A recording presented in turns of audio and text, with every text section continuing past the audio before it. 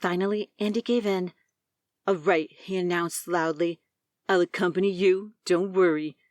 Feeling obviously extremely proud of his valiant gesture, Andy puffed out his chest and marched over to stand next to Evelyn.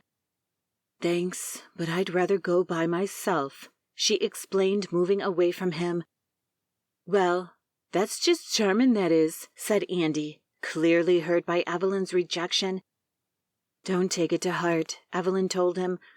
"I don't need anyone to come with me, that's all. I'm quite capable of climbing a few stairs unaided, thank you." "Are you sure?" Steph asked, still feeling guilty at not volunteering to stay with her friend. She knew how much Evelyn disliked Andy, which was probably her reason for refusing his help. But if Steph or Molly offered, it might have been a different answer altogether. That said, now that Evelyn had refused Andy, if she then accepted help from one of the girls, it would prove in front of everyone her dislike of him. "Don't worry about me," Evelyn assured Steph. "I'll feel much safer moving at my own pace than in one of those things." She pointed at the lift. There was a moment's pause before Greg said, "Okay, then, troops, let the venture continue." He walked in through the open doors with Molly by his side. Andy followed. Steph gave Evelyn's arm a gentle squeeze before she and Darren entered. Evelyn stood in front of the lift door and watched it close on her friends before making her way to the staircase. The doorway to the staircase was over to the left of the lift, and when she opened it, the door creaked loudly on rusty hinges, echoing through the vertical tunnel before her. Unlike the rest of the lobby, the staircase was in complete darkness.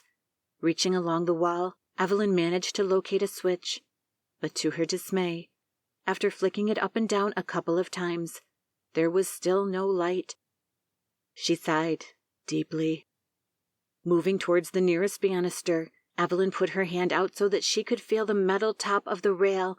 Once there, she gripped it to ensure her balance, before moving closer until she could feel the bottom of the rail with her feet. Evelyn gazed up into the darkness. With no windows on the staircase, she was robbed of any natural light which may have assisted her in her plight. Once the door to the staircase had finally closed on its rusty hinge, Evelyn could barely make out her hand in front of her face. Now, for the first time, she was starting to regret not considering traveling with her companions, or, as a lesser option, allowing Andy to come with her. Evelyn edged her way around the side of the bend in the banister rail and felt for the first step. As she lifted her foot and placed it on top, she heard a distant shuddering like the sound of an old lift gate being drawn across. She waited, listening just to make sure it was not her imagination. The noise still echoed in her ears.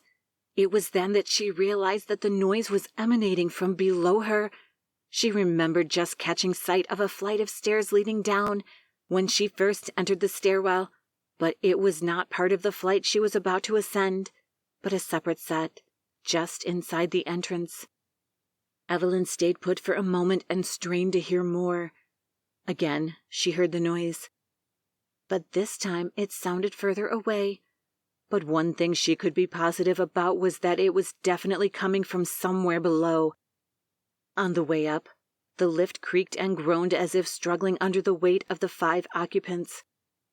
At one point, the light inside flickered, catching Molly unawares, and before she could stop herself, she had released a tiny squeak of fear. The strip sputtered a couple of times before returning to strength. There was a general feeling of relief amongst the friends, although Andy felt entitled to laugh as if he had been the only one not to be concerned by the event. When the doors finally rattled open, both Molly and Steph were the first to leave, breathing a sigh of relief once they were in the corridor. As the men joined them, Molly said, "I suppose we better wait for E before carrying on." Steph nodded. "Yeah, let's go and wait in the stairwell. That way we can all be together before venturing any further."